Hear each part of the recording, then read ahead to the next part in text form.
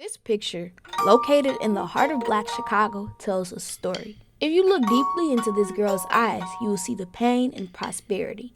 Chicago, to me, is eclectic. Chicago, to me, is home. Chicago to me is unique. Chicago to me is bussin'. Juke, juke, juke, juke, juke, juke, juke, juke, juke. Harold's, Red Line crazy, Southside crazy. What? Cause West Side who? Southside. What? As of late, there's been a lot of news about the Black population in Chicago declining, and I want to know why. So who best to go to than your local librarian? Chicago to me now is different. It's different. It's not the empowered community that I arose in years ago that was strong. Bethel got here in the 1970s when the Black population in Chicago began to swell. Churches were strong, neighborhoods were strong, crime was strong, politicians were strong. The weakening of the community has really, really been sad. This is Will Jefferson. When his grandma Lou Manley came from Union Springs, Alabama in 1959, this is when their family's Chicago story began. When she came here to Chicago, she felt, loved here. She showed me the other day, her in the paper, where she was the only Black woman at her job.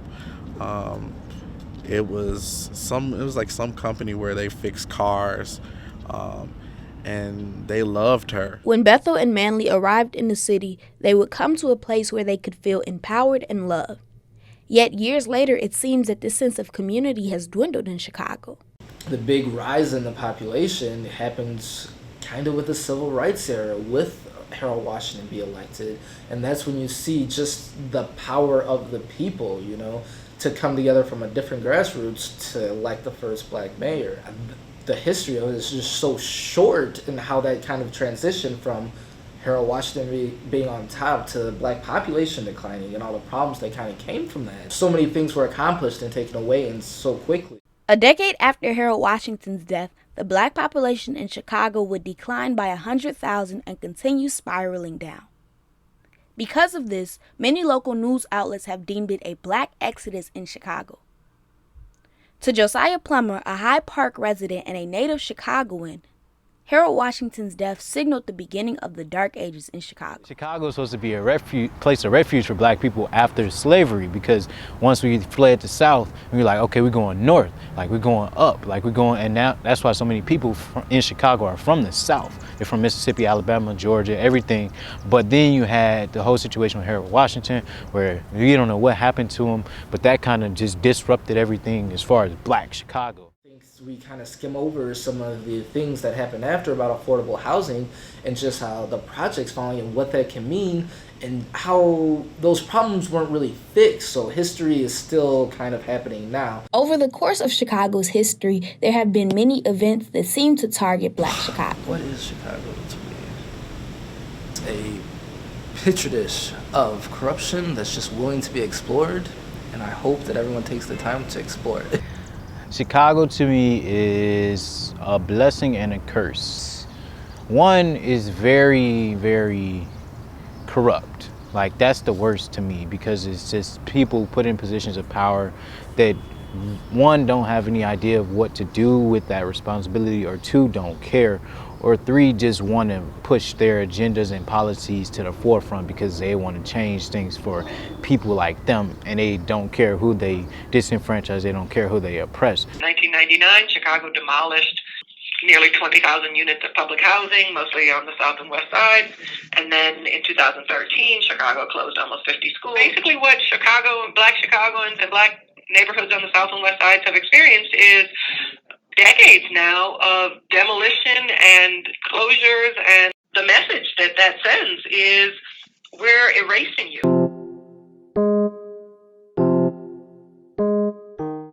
From 2006 to 2016, Black Chicagoans were on a steady decline. But why? In order for me to get to the point of, okay, now I'm like stable and my situation like at home is stable, I feel like I have to go somewhere else and just learn something else, because it's cheaper, for one, to live somewhere else, and then I can easily save money and invest money and then come back with way more than I could have got in Chicago because of how like easily Chicago makes you go back to square one. Like I'm a testament to that because of how they, do within the city with the tickets and with, like traffic fines, traffic violations. As far as who gets the worst from it, I feel like black people get it the worst because one, we're in bad conditions. We live in these lower income communities that aren't kept up and they lose value, so they devalue it and then they sell it for cheap to white people, Asians, whoever, and then they run up the price and push the black people out. And now you got black people having to move to a different area, having to move somewhere across town where they might not be welcomed over there. It's kind of like why the violence is so prevalent, because violence stems from not having opportunity. It stems from not being able to feed yourself or feed your family. And then you go into the streets and then it's kind of like a black hole. You like go in and you can never really get out. In a bitterly ironic way, this is the reason some people are getting out of Chicago, that is. No bullet has a name on it. Men, women, children, anybody. And that was scary for me, raising 3 young men. And I wanted to get away from that. Even though we were in the south suburbs of Chicago, it was still starting to migrate there. So with me having family here, friends here, also being aware of the fact that the cost of living was cheaper, I felt like that was a good start. And the weather is so much better. So with all of those things, I prayed on it. I asked a lot of advice, did a lot of research. I even consulted with my pastor, and I got the signs to move. I had a situation where someone that I was kind of entertaining had pulled a gun on me, and that had been maybe the 3rd time in my time in Chicago where someone felt comfortable enough to threaten me with a gun. And that to me was kind of the final, okay, I need to get the fuck out of here. When people are considering making an exodus out of Chicago, violence is one of the things that they might consider, and that can be violence on a community level or an institutional level. Rahm's administration has had an agenda to create a Chicago that is white and wealthy.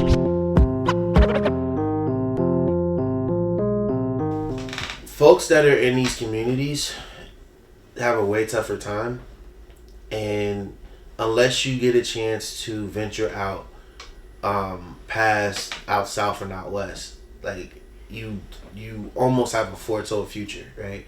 If you really think about being a person of color and being in Chicago, yes, opportunities, but every brother here trying to have the same opportunities. So me personally, I feel like everybody leaving because there's not much here.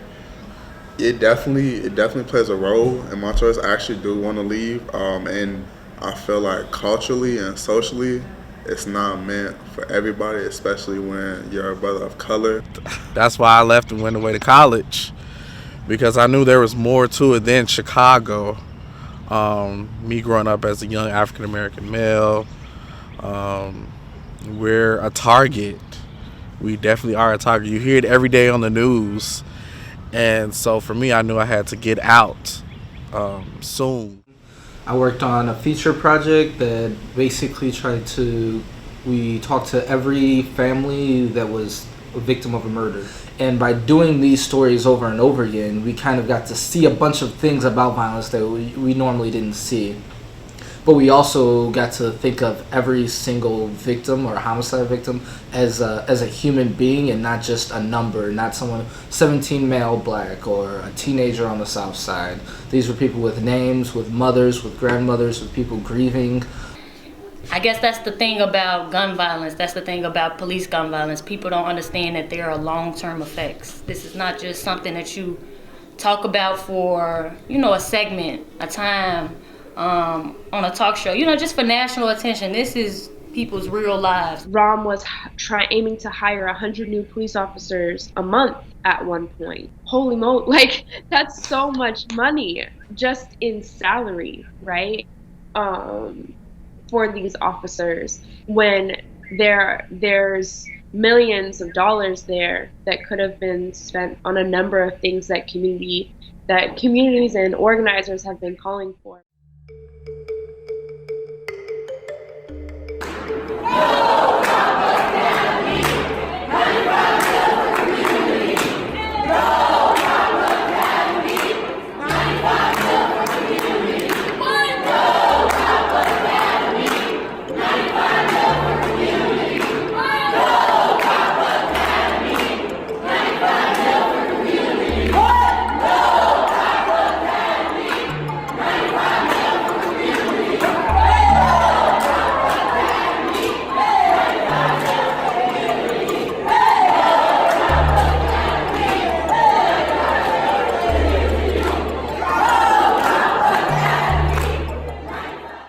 Time for regime change when you think about the kind of reaction to Laquan McDonald, the fact that there was a cover-up. I don't think there's any possible way that a black person from the city of Chicago could feel as safe after, but that doesn't necessarily mean you can feel safe because of this new mayor looks like you. Rekia Boyd was murdered. She was on the Police Accountability Board that has yet to actually find justice for Rekia Boyd. Boyd was killed after being shot in the head by an off-duty police officer in March of 2012. Just a month before, Derek Suttle was also killed by a Chicago police officer. A lot of families who sadly experience gun violence, police gun violence at that, and they don't get the resources that they need after that. When officers kill people, they don't think about the outcome of the family. This whole farce with this police officer was a problem for me because 22 years on the job as a Chicago police officer, investigating police misconduct for 12 of those years, I saw all the cover-up. I saw all the code of silence. Violence is one of many verses in Black Chicago's Book of Exodus, and in each one there is a common thread: storytellers. Wendy is hurt. For forced conspiracy, she had to swallow crimes, she had to commit childless dreams, she had to burn. All she wanted to do was burn blunts, blow trees, and do poetry, and be free like the summertime. But that was before, life got to the best of them. When the city school board opted to close 54 schools in 2013, they said it was because these schools were underperforming, but community members might disagree. In her book about the school closings, Eve Ewing, a Bronzeville native and a former teacher, wrote, "Community members were keenly aware of this narrative and its implications, that in naming the school as a failure, public discourse also implicated them as failures." To some, the argument that these schools were under-resourced and underperforming might be seen as a red herring fallacy that was used to distract from the fact that the school board had divested in these schools.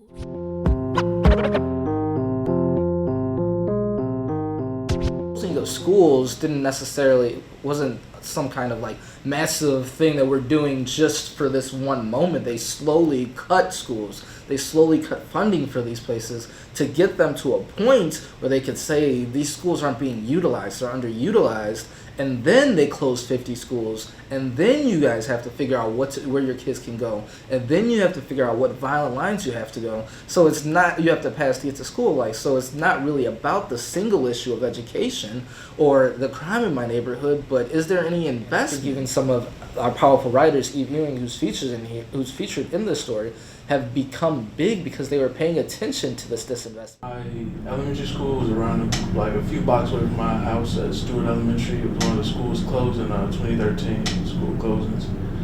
And just recently they converted into luxury apartments. It was crazy. The lofts in that building are they have around $2,500, I'd say, on average per room for rent. The most expensive loft, if I'm recalling correctly, it's $3,200. I remember going through looking through the floor plans on their website and just looking at the things they had available. It was just in awe of it, and it was the fact that no teacher who ever worked there could have ever afforded that, let alone the students who were, I think, I'm pretty sure it was 100% were on free and reduced lunch. Symbolically, Chicago has sent a message to Black West and South Side neighborhoods and residents that those parts of the city don't matter as much. So there's not the kind of massive investment that's needed, and instead what people experience is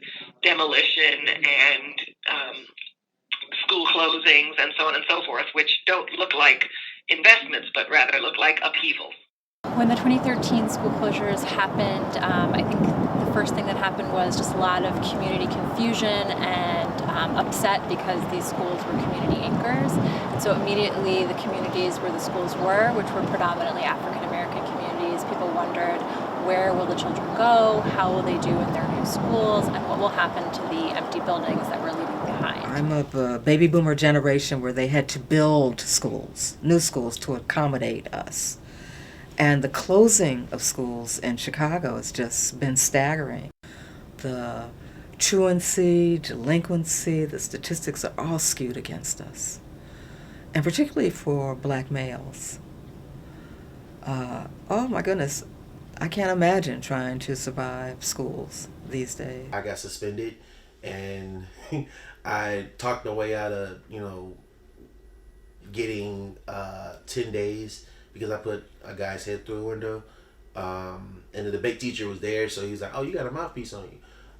If I didn't meet that debate teacher, and if I didn't get introduced to young Chicago authors and realize that there was more to Chicago than just what was right in front of me, I would not even realize. I probably wouldn't be talking to you right now. Like just being straight up.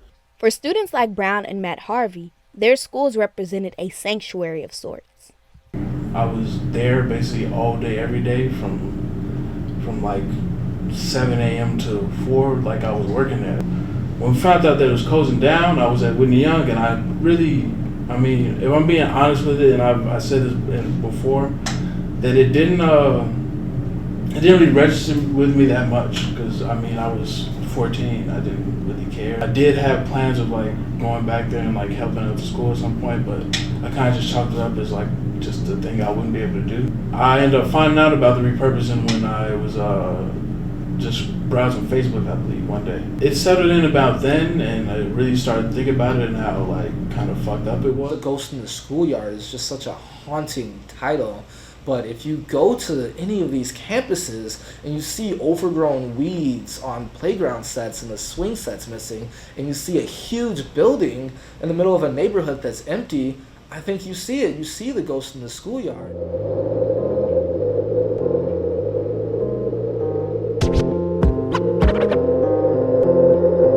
From Chicago.